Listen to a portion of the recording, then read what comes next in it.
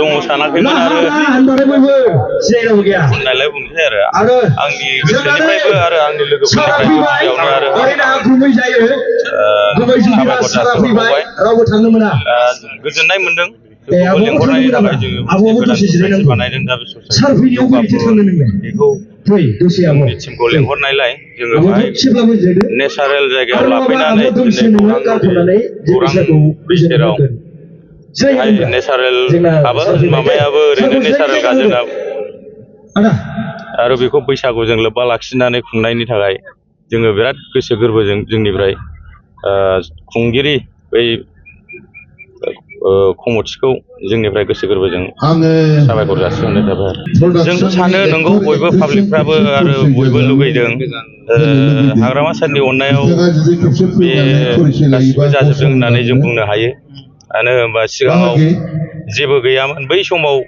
बे आंनि गोसोनि गोदै रावा जेन'बा 25 इयार्स जाबायनो बेखिनि समाव जेरैबायदिमोन आरो दानि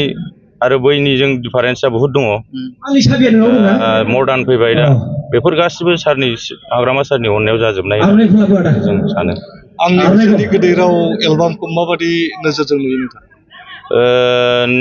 जोंथ'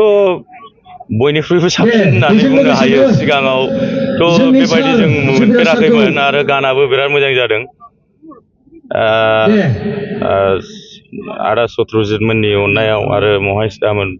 बे बन्धुमोन बिसोर बानायदों बिसिनि आब' सुलेखामोन गासिबनिखौबो सिगांनि बानायगिरिफोरखौ गोसो गोरबोनिफ्राय गिबियावनो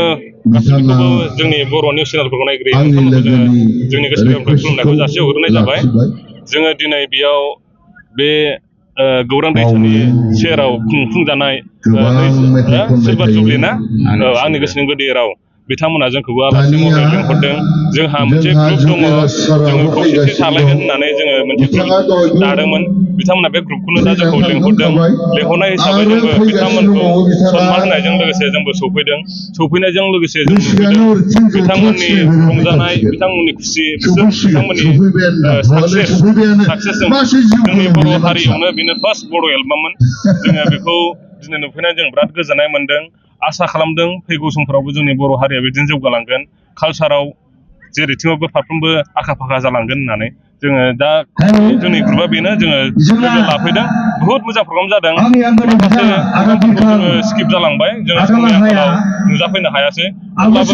दासिम फैनानै जोङो लोगो मोनफैबाय गोबां सिनियर आर्टिस्टफोर नुफैदों बिथांमोना रंजादों बिथांमोना गावजों गाव गोजोनलायनायखौ फोरमायलायनो मोनसे खाबु सुबिदा मोनदों जोङो बिथांमोनखौ जोंनि ग्रुपनि जानानै जोंबो साबायखर होयो जोंखौ लिंहरनायनि थाखाय बेफोरबायदि सुजुग सुबिदाखौ होनायनि थाखाय